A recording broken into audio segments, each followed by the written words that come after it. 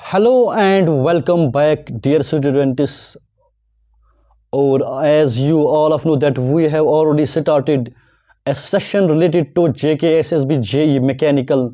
और I hope कि आपको ये सीरीज़ बहुत ही अच्छी लग रही होगी और you guys will be enjoying this series. और आज हमने कल क्या पढ़ा, प्रॉपर्टीज़ ऑफ फ्लूइड। आज क्या है हमारे पास कौन सा टॉपिक है आज? कैपिलरिटी भी कल हमने पढ़ा। आज का जो हमारे पास टॉपिक है वो है काइनेमेटिक विस्कोसिटी। क्या है हमारे पास आज? Kinematic viscosity. फॉर एग्जांपल मैंने यहाँ पे मैं क्या करूँगा, मैं एक काम करता हूँ। यहाँ पे मैंने एक बकेट लिया। क्या लिया मैंने? यहाँ पे एक बकेट लिया और यहाँ पे भी एक बकेट लिया। सेम जो साइज इसका है वही साइज इसका है। इसमें मैंने लिया प्योर वाटर, इस पे लिया मैंने मड्डी वाटर। मतलब उसमें थोड़ा सा सस्पेंशन होंगे मड्डी वाटर। आपने देखा होगा मड्डी वाटर मतलब कीचड़ वाला पानी, वो आपने देखा होगा। अगर मैं एक पत्थर लेके आता हूँ और फेंकता हूँ इसमें भी, और इसका मास सेम होना चाहिए। अगर ये 5 kg है तो वो इसमें भी हम 5 kg पत्थर डालेंगे। तो आप मुझे बताओ, जब मैं इसमें भी फेंकता हूँ और इसमें भी, सबसे ज़्यादा आवाज़ किसकी आएगी? आवाज़ हमें किसकी ज़्यादा मिलेगी? इस वाटर की। इस वाटर में ज़्यादा डिस्टर्बेंस होगा एज़ कम्पेयर टू मड। इस पर जब हम मिट्टी फेंकेंगे तो थोड़ी सी आवाज़ आएगी, ज़्यादा नहीं आएगी। मतलब इसमें ज़्यादा आएगी, इसमें डिस्टर्बेंस ज़्यादा हो गया। उसी को बोलते हैं kinematic viscosity. It is because of kinematic viscosity. The disturbance in water will occur more than muddy water. It is because of kinematic viscosity, or it is the ability. Kinematic viscosity क्या होती है? Ability होती है एक fluid की, किसी भी fluid की ability, by which it diffuses the disturbance occurring in molecular momentum. इसके अंदर जो बहुत सारे मॉलिक्यूल्स होते हैं, इसमें भी बहुत सारे मॉलिक्यूल्स होंगे, इनमें भी मॉलिक्यूलर मोमेंटम होगा। क्यों? पार्टिकल्स इनके दरमियान कोहेसिव फोर्स होगा, कोहेजन फोर्स होगा, इसमें भी कोहेजन फोर्स होगा। मतलब वहाँ पे मोमेंटम भी, जब ये पार्टिकल्स मूव करते होंगे तो मोमेंटम ट्रांसफर हो जाता है, उसी को बोलते हैं मॉलिक्यूलर मोमेंटम। इसमें भी मॉलिक्यूलर मोमेंटम ट्रांसफर हो जाएगा बिटवीन पार्टिकल्स।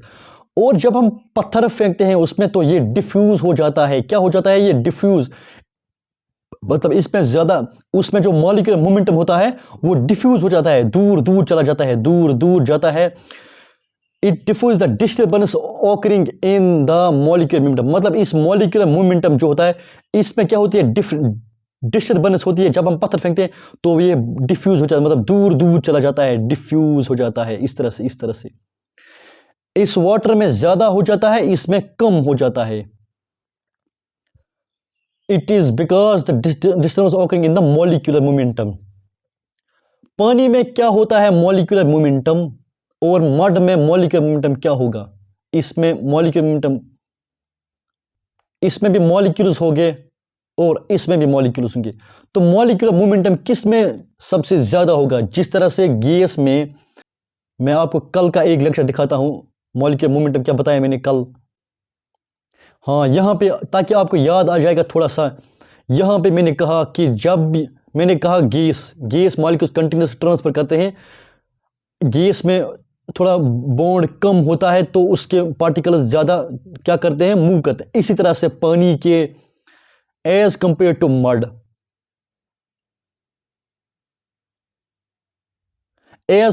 मड, पानी में ज़्यादा मॉलिक्यूलर मोमेंटम होगा। क्यों? इसके मॉलिक्यूल थोड़ा सा इस मड से इसके मॉलिक्यूल्स थोड़ा सा फ्री होंगे और वो एक दूसरे के साथ जब कोलाइड करेंगे, they will transfer molecular momentum bye means of frictional force, क्योंकि उनमें फ्रिक्शन हो जाएगी। वही लिखा मैंने, it is the ability of fluid by which it diffuses. ये डिफ्यूज करता है। क्या करता है? डिफ्यूज करता है। जो उन पार्टिकल्स के दरमियान क्या होता है? मॉलिक्यूलर मोमेंटम उनको, उसकी डिस्टर्बेंस को डिफ्यूज करता है, दूर दूर तक फैला देता है। वही लिखा मैंने, काइनेमेटिक विस्कोसिटी किसके बराबर होता है? Dynamic viscosity divided by density. Dynamic viscosity divided by density. Dynamic, what is mean by dynamic viscosity? जब हम कंसिडर करेंगे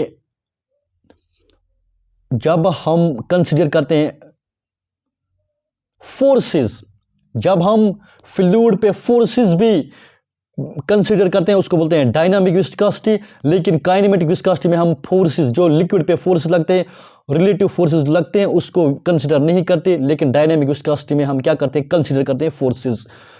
इसका मतलब काइनेमेटिक विस्कोसिटी किसके बराबर है, dynamic viscosity divided by density. ऐसा unit of kinematic viscosity is metre square per second, CGS unit is centimetre square per second. और स्टोक्स एग्जाम में ये छोटे छोटे चीजें जो है वही पूछी जाती है। आपको बताया जाएगा पॉइस किसका यूनिट है, आपको पूछा जाएगा स्टोक्स किसका यूनिट है, किसका है पॉइस विस्कोसिटी का, और स्टोक्स किसका है काइनेमेटिक विस्कोसिटी का।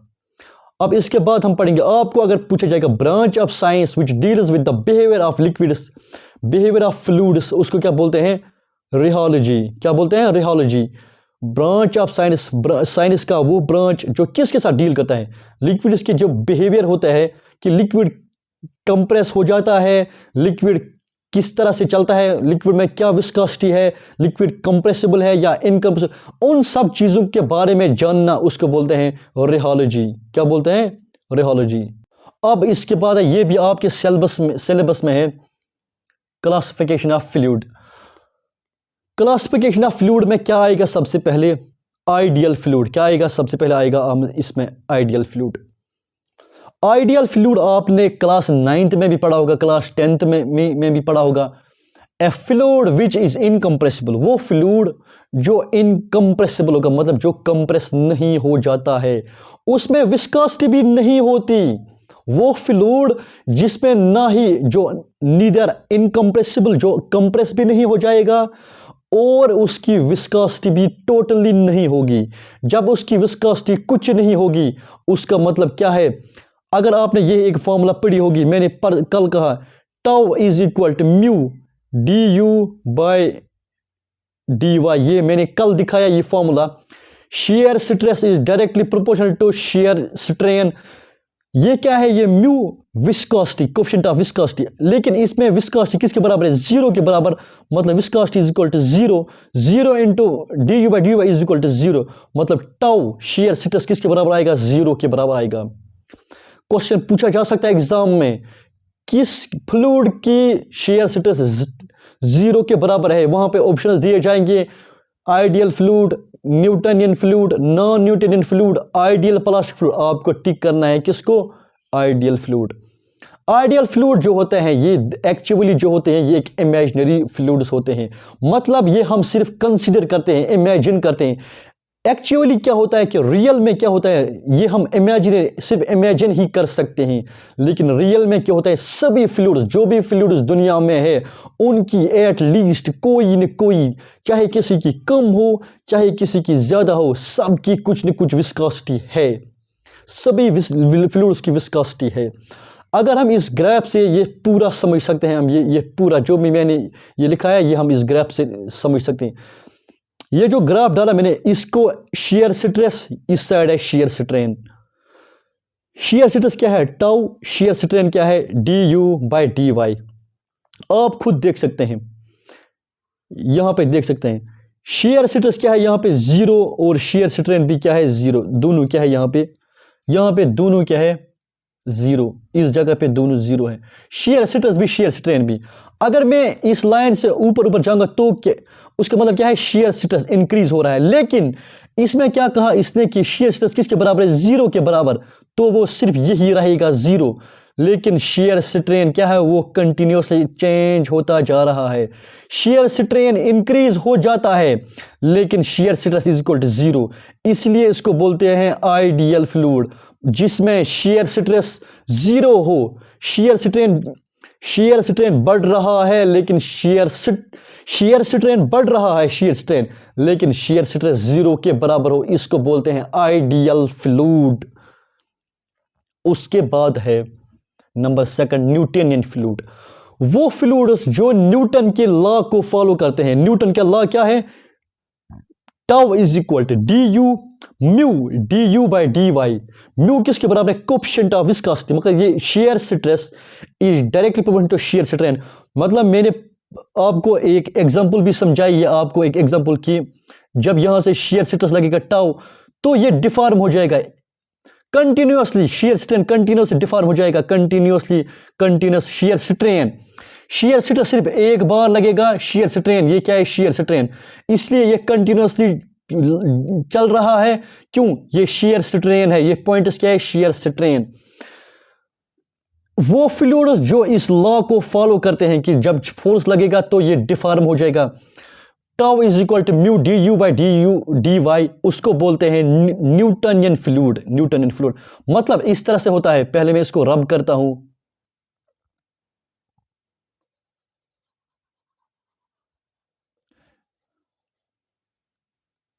न्यूटनियन फ्लूइड इस तरह से होता है। वो डायरेक्टली प्रोपोर्शनल होता है, जितना ये इंक्रीज हो जाएगा उतना ये क्या है? Shear stress. ये क्या है? Shear strain, D U by D Y, ये शेयर स्ट्रेस है, ये शेयर स्ट्रेन। जितना ये इंक्रीज हो जाएगा उतना ये भी, जितना ये उतना ये भी, मतलब ये एक स्ट्रेट लाइन बन जाएगी। क्या बन जाएगी? एक स्ट्रेट लाइन। मतलब जितना शेयर स्ट्रेस लगेगा उतना शेयर स्ट्रेन भी हो जाएगा। इसलिए यहां पे मैंने क्या लिखा है? ये न्यूटनियन फ्लूइड। ये क्या है? Newtonian fluid. ये फॉलो करता है, इसलिए ये बराबर है मिडल में। यहां पे इसको बोलते हैं न्यूटनियन फ्लूइड। मतलब जितना ये इंक्रीज हो जाएगा उतना ये शेयर स्ट्रेन भी इंक्रीज हो जाएगा। तीसरा है नॉन न्यूटन फ्लूइड, वो फ्लूइड्स जो ओबे ही नहीं करते, वो फ्लूइड्स जो न्यूटन का लॉ क्या है? टाउ इज इक्वल टू, मतलब जितना शेयर स्ट्रेस इंक्रीज हो जाएगा उतना शेयर स्ट्रेन भी इंक्रीज होना चाहिए। लेकिन आप यहां पे खुद देख सकते हैं, यहां पहले इंक्रीज हो गया, फिर ये डिक्रीज होने लगा इस तरह से। इसलिए मैंने इसको क्या कहा? Non Newtonian fluid. इसने ओबे नहीं किया न्यूटन के लॉ ऑफ विस्कोसिटी को। मतलब ये इस तरह से आना चाहिए, एक स्ट्रेट लाइन आनी चाहिए, स्ट्रेट लाइन। लेकिन ये क्या आ गई? इसको उल्टा हो गया, इस तरह से बन गई। This is non Newton fluid. अब इसके बाद क्या करूंगा मैं? इसके बाद कौन सा पॉइंट है? Ideal plastic fluid. Ideal plastic fluid, A fluid which is in which share stress is more, मतलब ये शेयर, जिसमें शेयर स्ट्रेस बहुत ज्यादा होगा। यहां मतलब आप खुद देख सकते हैं, ये क्या है? Shear stress. वो फ्लूइड जिसमें शेयर स्ट्रेस बहुत ज्यादा होता है। यहां पे क्या है? बहुत ज्यादा। आप खुद देख सकते हैं, यहां पे जीरो है, दोनों यहां पे जीरो है, शेयर स्ट्रेस भी और शेयर स्ट्रेन भी। और ये शेयर स्ट्रेस इंक्रीज हो गया, बहुत ज्यादा इंक्रीज हो गया। किससे? शेयर स्ट्रेन से, sorry shear stress, yield share stress से, जिसका ये क्या है? यहां से यहां तक क्या है? मैं आपको यहां पे समझाता हूं। ए फ्लूइड, जिस फ्लूइड में शेयर स्ट्रेस ज्यादा हो जाएगा, यहां पे अगर हम देखेंगे, यहां पे शेयर स्ट्रेस क्या है? बहुत ज्यादा है। इस पॉइंट पे शेयर स्ट्रेस क्या है? ज्यादा है। किससे? यील्ड स्ट्रेस से। मैं आपको दिखाता हूं, यहां पे आप देख सकते हैं यील्ड स्ट्रेस मींस जो हम एंशियल, अगर हम इसको एंशियली एक यहां पे स्ट्रेस लगाते हैं उसको बोलते हैं यील्ड स्ट्रेस। मतलब अगर हमें इसको कुछ स्ट्रेस लगाना पड़ता है स्टार्ट में, तब ये क्या करेगा? फ्लो करेगा, तभी ये फ्लो करेगा। उसी को बोलते हैं यील्ड स्ट्रेस। किसको बोलते हैं? Yield stress. इस फिगर में देख सकते हैं आप इसमें कि ये टाउ वाई जो है, ये क्या है? Yield stress. मतलब हमें स्टार्ट में कुछ स्ट्रेस लगाना पड़ता है इसको, कुछ शेयर स्ट्रेस लगाना पड़ता है इसको, ताकि ये फ्लो करेगा। वो फ्लूइड जिसमें हमें स्टार्टिंग में कुछ स्ट्रेस लगाना पड़ेगा, यहां पे आप खुद देख सकते हैं, हमें यहां से यहां तक इसको थोड़ा सा स्ट्रेस लगाना पड़ा, तभी इसने फ्लो किया, उसको बोलते हैं यील्ड स्ट्रेस। तो फिर ये आगे पहुंच गया इस पॉइंट पे, तो हम अगर देख सकते हैं यहां से, मतलब शेयर स्ट्रेस यहां पे आ गया। शेयर स्ट्रेस क्या है? पहले यहां पे था शेयर स्ट्रेस, अब कहां पे आ गया? अब यहां पे पहुंच गया। मतलब शेयर स्ट्रेस ज्यादा आ गया इस यील्ड स्ट्रेस से।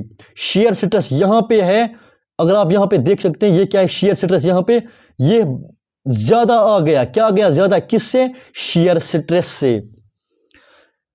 And shear stress is directly proportional to shear strain. अब आप यहां पे खुद देख सकते हैं। अब मैं नीचे वाली टर्म पहले पढ़ता हूं, इसके बाद जो मैंने लिखा यहां पे, आफ्टर अप्लाइंग, जब हमने अप्लाई किया, क्या किया apply, after applying yield stress, जब हमने इसको एक इनिशियल में एक यील्ड स्ट्रेस अपनी तरफ से एक स्ट्रेस लगाया यहां पे, इट बिहेव्स एज, अगर इसने एक न्यूटनियन फ्लूइड, मतलब स्ट्रेट लाइन में ये फ्लो, मतलब स्ट्रेट, जिस तरह से ये न्यूटन फ्लूइड स्ट्रेट लाइन में फ्लो करने लगा, यहां पे भी स्ट्रेट लाइन है, मतलब यहां पे भी इसने न्यूटन का fall share stress directly proportional shear strain को, जितना शेयर स्ट्रेस इंक्रीज हो रहा है उतना शेयर स्ट्रेस भी, जितना शेयर स्ट्रेस इंक्रीज हो रहा है उतना शेयर स्ट्रेन भी, मतलब ये क्या बन गया, न्यूटनियन फ्लूइड। मैंने क्या कहा यहां पे, जब हम इनिशियल स्ट्रेस लगाते हैं यहां पे, यहां से यहां तक, अगर इस फ्लूइड ने फिर फॉलो किया न्यूटन के लॉ को, न्यूटन के लॉ को, तो ये बन जाएगा, उस फ्लूइड को बोलते हैं बिरगम प्लास्टिक, उस फ्लूइड को क्या बोलते हैं, BI, एक यहां पे आप देख सकते हैं, यहां पे आप देख सकते हैं Bingham plastic. If the fluid behaves like non, अगर ये इस तरह से नहीं चल गया ऊपर, मतलब ये इस तरह से, इस तरह से आप खुद देख सकते हैं, shear stress is not equal, is not directly proportional to shear strain, मतलब जितना शेयर स्ट्रेस इंक्रीज होगा उतना ही शेयर स्ट्रेन भी इंक्रीज होना चाहिए, लेकिन आप यहां पे खुद देख सकते हैं ये उल्टा हो गया, पहले इंक्रीज हो गया फिर डिक्रीज हो गया। वही कहा मैंने, जब हमने इनिशियल स्ट्रेस लगा दिया इसमें, अगर उसके बाद फ्लूइड फ्लो किया और उसने ओबे किया क्या, न्यूटन के लॉ को, मतलब shear stress directly proportional to shear strain, तो हम कहेंगे उसको बिरगम प्लास्टिक। अगर उस फ्लूइड ने स्ट्रेस, इनिशियल स्ट्रेस जो हमने उसको दिया, यील्ड स्ट्रेस उसको जब प्रोवाइड किया, अगर उसने उसके बाद नॉन न्यूटनियन फ्लूइड की तरह फ्लो करने लगा, इस तरह से, ये नॉन न्यूटन फ्लूइड है, इस तरह से फ्लो करने लगा, उसको बोलते हैं हार्शल बेकली, वेरी इंपॉर्टेंट, उसको बोलते हैं हार्शल बेकली फ्लूइड। क्या बोलते हैं, हार्शल बेकली फ्लूइड। अब इसके बाद क्या है हमारे पास क्या है अब, थर्मोडायनामिक प्रॉपर्टीज। ये बहुत ही वास्ट सिलेबस है, लेकिन फिर भी मैं कोशिश करूंगा कि जितना जल्दी हो सके मेरी तरफ से मैं पूरी कोशिश करूंगा इस सिलेबस को कंप्लीट करने की। थर्मोडायनामिक प्रॉपर्टीज, थर्मोडायनामिक मतलब ये it is the branch of science which deals with heat transfer. किसके साथ डील करता है ये, हीट ट्रांसफर। सबसे पहले आता है इसमें सबसे पहले क्या आता है, कंप्रेसिबिलिटी। आप खुद अंदाजा लगा सकते हैं कि कंप्रेसिबिलिटी किससे कहते हैं, एबिलिटी टू गेट कंप्रेस्ड, कोई भी फ्लूइड, किसी भी फ्लूइड की एबिलिटी कि वो कितना कंप्रेस हो जाएगा, हाउ इजीली लिक्विड और फ्लूइड इज कंप्रेसर, मतलब एक लिक्विड कितना कंप्रेस हो जाएगा, कितना आसानी से वो कंप्रेस हो जाएगा, या कितना डिफिकल्ट है वो कंप्रेस करना।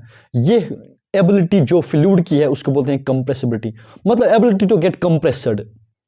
फॉर एग्जांपल, कंप्रेसिबिलिटी किसके बराबर होता है, volumetric strain divided by compressive stress. Volumetric strain क्या होता है, change in volume divided by original volume is called volumetric strain. Compressive stress क्या होता है, कंप्रेस, ये इसको कंप्रेस कर रहा है, कंप्रेस मतलब कंप्रेस करना। अगर यहां पे मेरे पास एक बॉडी है, इसको इस साइड भी फोर्स लगाऊंगा, इसको इस साइड भी फोर्स लगाऊंगा, इसको बोलते हैं कंप्रेसिव फोर्स। जो कंप्रेसिव फोर्स मतलब अपोजिट फोर्सेस, जो किसी बॉडी पे अपोजिट फोर्स लग रहे हैं। अब में हम जानेंगे, तो क्या कहा मैंने, कंप्रेसिबिलिटी किसके बराबर होती है, volumetric strain divided by compressive stress. Volumetric strain किसके बराबर होता है, change in volume divided by original volume.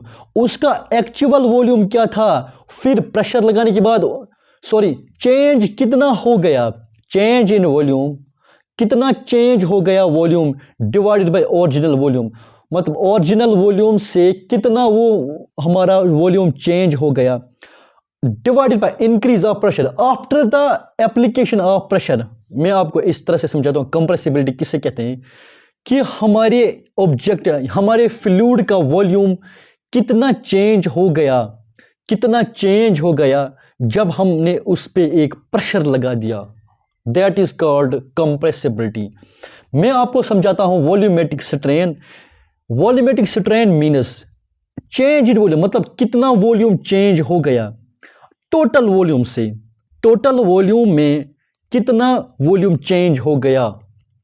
For example यहां पे आप समझो, यहां पे आप समझे, इसमें ये क्या, ये मेरे पास एक सिलेंडर है, यहां पे सिलेंडर, इसमें मैंने क्या लिया है, फ्लूइड। ये क्या है, यहां पे एक फ्लूइड है। यहां पे आप खुद देख सकते हैं पहले पिस्टन कहां पे था, इसका वॉल्यूम क्या था, यहां से यहां तक क्या वॉल्यूम था, V, ओरिजिनल वॉल्यूम।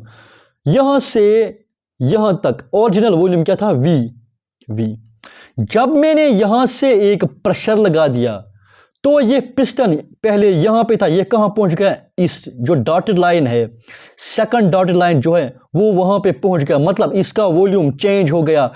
यहां से यहां तक उसका वॉल्यूम dV, वही है चेंज इन वॉल्यूम dV। यहां से यहां तक चेंज हुआ dV divide by original volume whole divided by V divided by increase of pressure, मतलब जितना हम यहां पे प्रेशर लगाएंगे उतना वॉल्यूम इंक्रीज होगा हमेशा। ये नेगेटिव साइन क्यों लिया मैंने, यहां पे वॉल्यूम जो है वो कम होता जा रहा है, माइनस साइन, वो इंक्रीज नहीं हो रहा है, इसलिए ये नेगेटिव साइन है यहां पे। आई होप कि आपको समझ आ रहा होगा।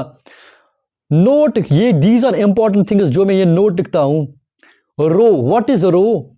रो means compressibility,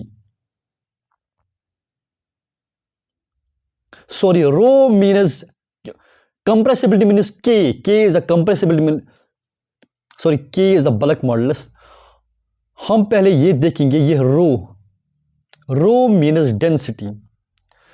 row is equal to function of pressure, density is the function of pressure। मतलब डेंसिटी किस पे डिपेंड करता है, प्रेशर पे डिपेंड करती है। किस पे डिपेंड करती है, प्रेशर पे डिपेंड। मतलब ये जो प्रेशर है, ये जो प्रेशर है, ये जरूरी कुछ न कुछ प्रेशर जरूर होता है। इसलिए अगर मैं इसको डिफरेंशिएट करता हूं, किसको, इसको डिफरेंशिएट करूंगा with respect to P, D rho by dP, मैंने इसको विद रेस्पेक्ट टू प्रेशर किया, मैंने क्या कहा, प्रेशर कुछ न कुछ होगा, इसलिए यह dP by D rho by dP is not equal to 0। मतलब ये प्रेशर जो है ये कभी 0 के बराबर नहीं होगा, प्रेशर तो जरूर कुछ न कुछ अप्लाई हो जाएगा। एक चीज, अगर यहां पे वॉल्यूम चेंज हो गया, एक चीज जो है वो इसमें चेंज नहीं हो जाएगा, that is mass. Very important, क्यों, आपने ये पढ़ा होगा, mass is neither created nor destroyed but can be transformed from one position to another या from one phase to another. So इसमें जो मास है वो चेंज नहीं होगा, सिर्फ वॉल्यूम चेंज होगा। अब आपको मालूम चला कि डेंसिटी जो है वो किस पे डिपेंड है, is a function of pressure. Pressure कुछ न कुछ जरूर होता है, इसलिए ये मैंने इसको डिफरेंशिएट किया, इसको D rho divide by dP with respect to pressure, मैंने इसको क्या किया, differentiate, is not equal to 0, is not equal to 0। Compressibility, जब भी कोई, ये क्या होता है, ये बीटा क्या है, beta means compressibility. For compressible, कोई भी मटेरियल जो कंप्रेसिबल मटेरियल है, सॉरी कोई भी फ्लूइड जो कंप्रेसिबल फ्लूइड है, D rho by dP is not equal to 0, ये हमें याद रखना है। For compressible material D rho by dP is not equal to 0, मतलब प्रेशर जो है वो कभी 0 के बराबर नहीं हो जाएगा, मतलब beta is not equal to 0, compressibility is not equal to 0, ये हमें याद रखना है। उसके बाद है हमारे पास बल्क मॉडुलस। बल्क मॉडुलस क्या है, bulk modulus ratio of compressive stress और bulk stress divided by volumetric strain के ratio of compressive stress. Compressive stress क्या है, कंप्रेसिव स्ट्रेस क्या है, बीटा। यह आपने ऊपर पढ़ा, कंप्रेसिबिलिटी किसके बराबर है, बीटा। मैंने वही लिखा, K bulk modulus is equal 1 divide by beta. क्यों, ratio of compressive stress, ratio of compressive stress to the volumetric strain. Volumetric strain आप खुद देख सकते हैं, मैंने क्या किया ऊपर ऊपर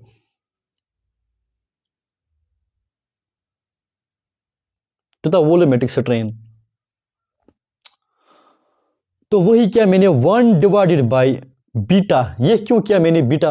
बल्क मॉडल्स इसी के बराबर होता है ratio of compressive stress. Ratio of compressive stress 1 divided by 1 by rho. ये बीटा कंप्रेसिबिलिटी किसके बराबर होता है? कंप्रेसिबिलिटी हमेशा इसके बराबर होता है। Compressibility is always equal to 1 whole divided by 1 by rho D P divided by D rho. ये कंप्रेसिबिलिटी हमेशा इसी के बराबर होती है, इसलिए मैंने यहां पे लिखा 1 divided by beta. 1 divided by beta, 1 divided by beta के बदले क्या लिखा मैंने? 1 बीटा के बदले क्या लिखा मैं? 1 डिवाइडेड बाई 1 डिवाइड। यहां पे बीटा किसके बराबर होता है? ये सॉरी ये करेक्ट है। Beta is equal to K is equal to 1 by beta. K किसके बीटा किसके बराबर होता है? मैंने अभी कहा आपको बीटा इसके बराबर होता है 1 by rho D P D rho by D P. Beta किसके बराबर होता है? 1 by rho D rho by D P इसके बराबर होता है।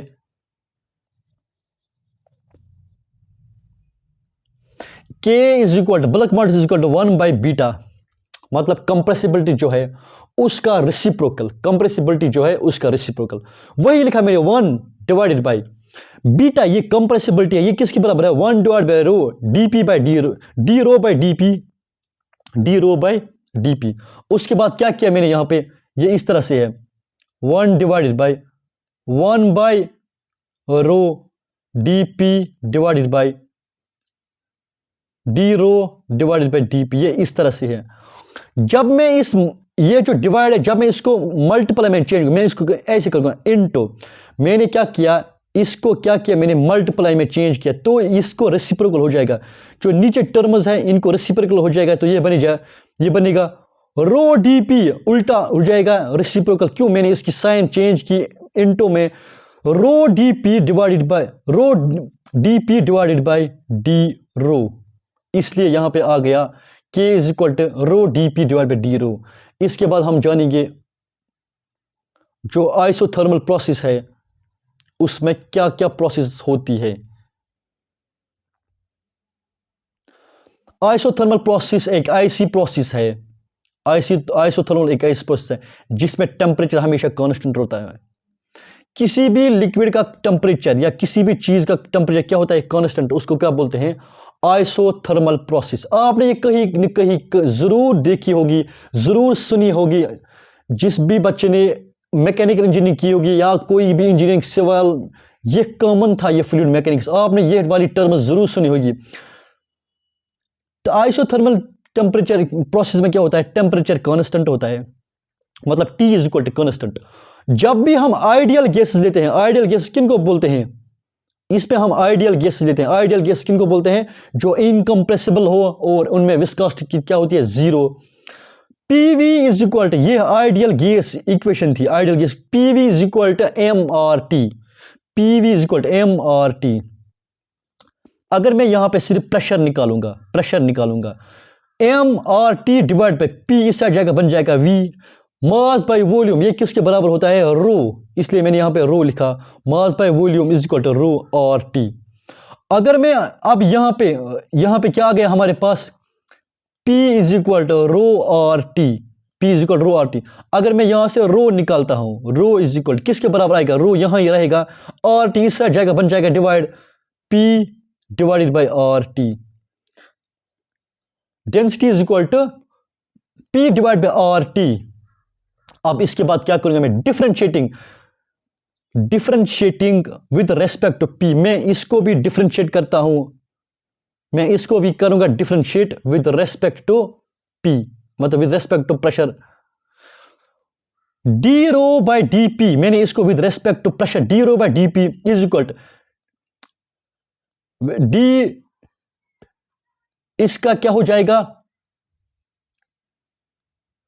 मैंने इस पूरी टर्म को क्या किया, differentiate with respect to p. इसलिए जब differentiate of p d by D p of p, पहले इस साइड जाएगा तो बन जाएगा d rho by D p is equal d P by D rho into 1/RT into 1/RT। इस P, ये P जो है इसका क्या आएगा, डिफरेंशिएट करके क्या आएगा इसका 1, क्या आएगा 1, इसलिए आ गया यहां पे 1/RT 1/RT। मैं इसको कंप्रेसिबिलिटी में चेंज करता हूं, मैं d rho by D p, आपने अभी देखा कि किसके बराबर आ गया, ये 1/RT, ये फर्स्ट इक्वेशन है। हमको मालूम है कंप्रेसिबिलिटी मतलब बीटा जो है वो किसके बराबर है, 1/रो, ऊपर देख सकते हैं आप,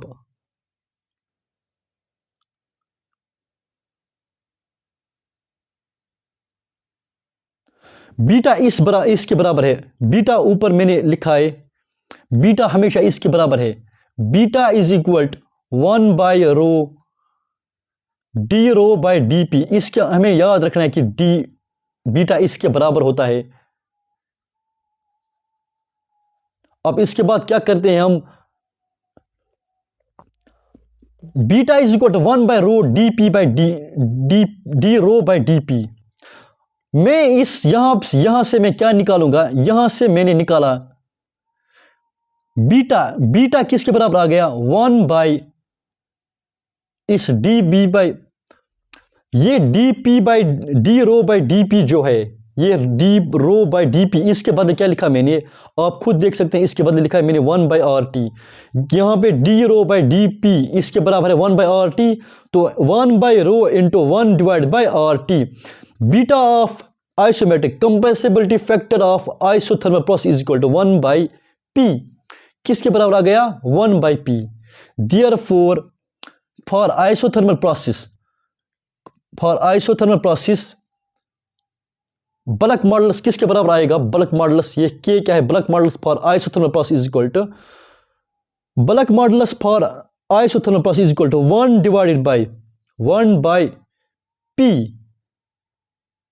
1/P। तो यहां पे क्या निकालूंगा, 1/1/P बीटा ऑफ,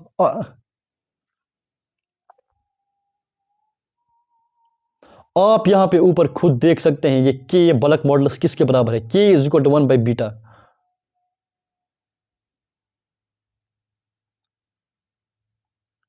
के जो है ये है हमारे पास है 1/बीटा, इसलिए मैं यहां पे भी लिखता हूं, इसीलिए मैंने यहां पे भी लिखा beta of isothermal, sorry, bulk modulus of isothermal process is equal to 1 divided by beta of isothermal process 1 divided by 1/P,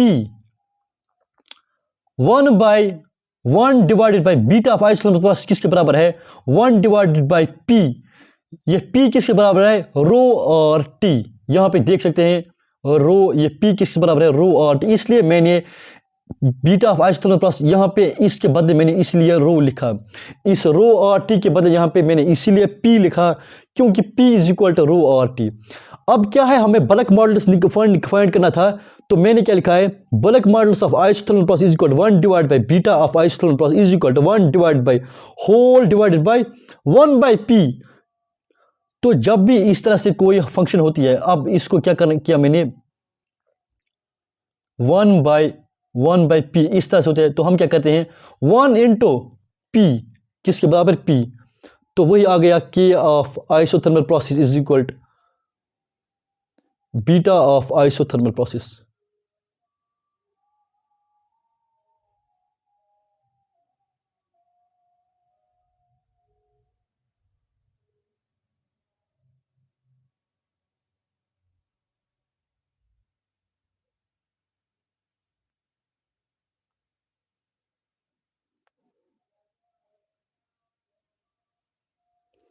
इसके बाद है हमारे पास adiabatic, for adiabatic process.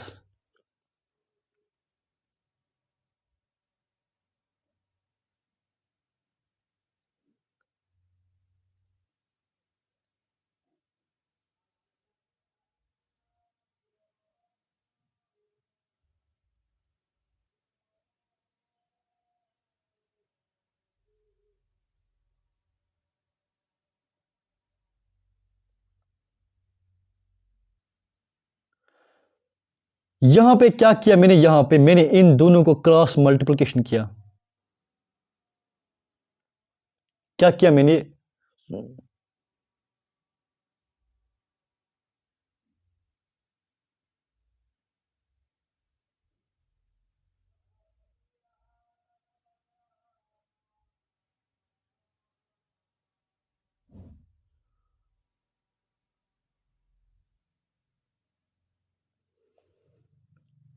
For adiabatic process. Adiabatic process क्या है हमारे पास, during this process no heat transfer, इसमें कोई भी हीट ट्रांसफर नहीं हो जाती है, ना ही हीट ट्रांसफर हो जाती है और ना ही कोई हीट गेन हो जाती है। एडियाबेटिक प्रोसेस के लिए हम आपने ये पढ़ा होगा, PV gamma is equal to constant, PV raise power gamma is equal to constant, यह आपने पढ़ा होगा किसमें, थर्मोडायनामिक्स में आपने पढ़ा होगा, इंजीनियरिंग में। P इंटू वी के बदले क्या लिखा मैंने, mass divided by density, mass by density raised power gamma. ये वॉल्यूम किसके बराबर होता है, mass by density is equal to C. Mass क्या होता है हमेशा कांस्टेंट, मैंने क्या अभी कहा है आपको, मास के नीदर भी क्रिएटेड नॉर भी डिस्ट्रॉयड, वो न डिस्ट्रॉय हो जाता है न क्रिएट हो जाता है, इसलिए मास भी इसमें क्या है, कांस्टेंट है। Therefore P divided by rho raised power gamma, P divided by, यहां पे क्या बच गया, एक P और क्या बच गया, P divided by rho raise power gamma is equal to constant. P into rho मैंने ऊपर लिया, जब मैंने इसको ऊपर लिया, ये यहां पे रो रेज पावर प्लस था, प्लस आर, जब ये ऊपर जाएगा तो बन जाएगा minus r. P into rho raise power minus r is equal to c. Differentiate with respect to P, क्या करूंगा मैं, इसको डिफरेंशिएट करूंगा, पहले इसको डिफरेंशिएट, ये क्या बन गई, यहां पे फॉर्मूला एक बन गई यू वी। सबसे पहले इसको डिफरेंशिएट करूंगा, नहीं सबसे पहले इसको ऐसे ही रखूंगा, u d by d x of v, मतलब पहले मैं p को ऐसे, ये एक डिफरेंशिएशन प्रोसेस है, d by d x of u v is equal to u d by d x of v plus v, फिर v को ऐसे ही रखना है,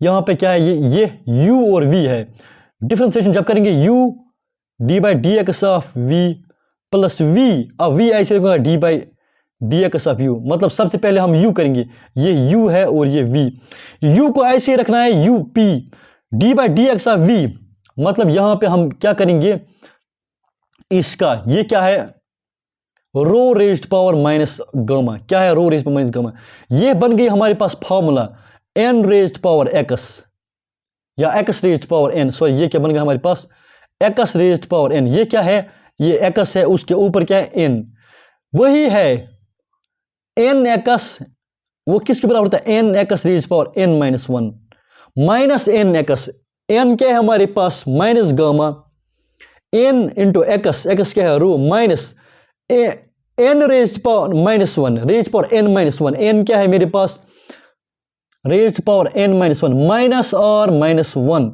इंटू डी रो प्लस, यहां पे मैं आपको दिखाऊंगा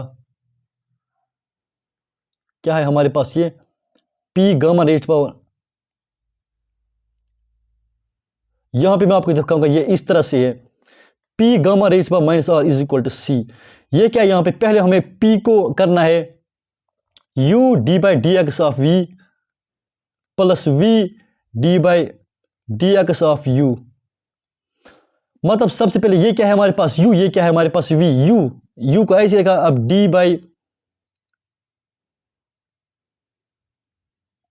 बाई डी यू ऑफ, अब इसको करना है किसको, v को minus r with respect r करना है, प्लस इसके बाद क्या है यहां पे प्लस v क्या है gamma raised power minus r, उसके बाद क्या करना है, इसको डिफरेंशिएट करना है, किसको डिफरेंशिएट करना है, p को डिफरेंशिएट जब p करेंगे विद रेस्पेक्ट टू p, तो ये क्या आएगा वन,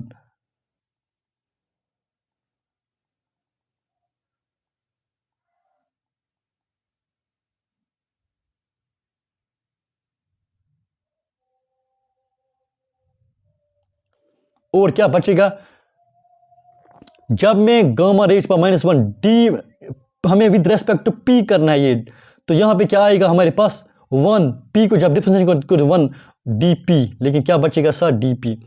तो ये इस तरह से आएगा D by D p of, ये क्या है यहाँ पे rho raise power minus r, ये एक फार्मूला बन गई एक्स रेज पावर एन, ये इस टाइम माइनस एन है तो n minus n x raise power n minus 1, p is equal minus n, n क्या है मेरे पास माइनस आर, पी ऐसे ही रहेगा minus r raise power minus 1, n x raise power minus 1 plus p plus rho raise power minus r d p, वही यहां पे बन गया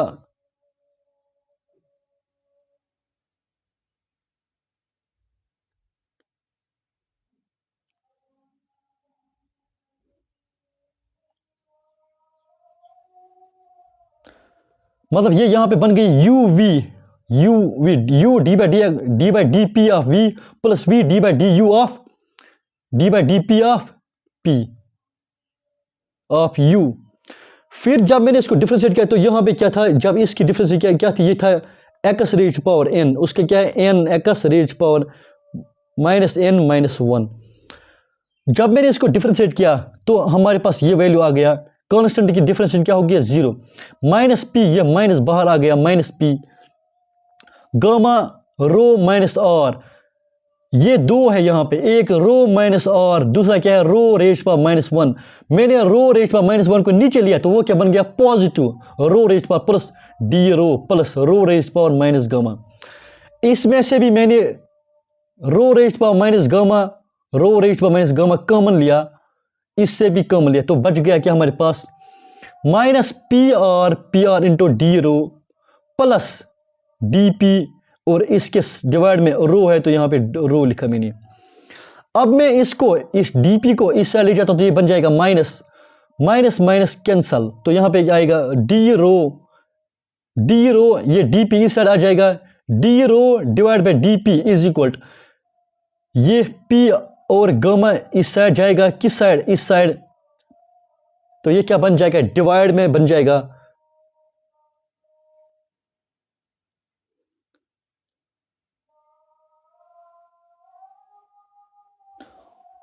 ये रो इस साइड चला जाएगा बन जाएगा रो यहाँ पे, तो इसलिए ये रो है यहाँ पे और divide by P gamma beta. जब आप इसको आपको ये सब करने की कोई ज़रूरत नहीं है, बस समझना था। अगर आपको एग्जाम में क्वेश्चन आएगा direct compressibility factor for adiabatic process, वो डायरेक्ट आप लिख सकते हो 1 divide by P of gamma. I hope आपको ये समझ आ गया। आज के लिए इतना काफ़ी है। प्लीज़ इस चैनल को ज़रूर लाइक कीजिए, शेयर कीजिए और दीजिए इजाज़त नई वीडियोस तक। अल्लाह हाफिज़।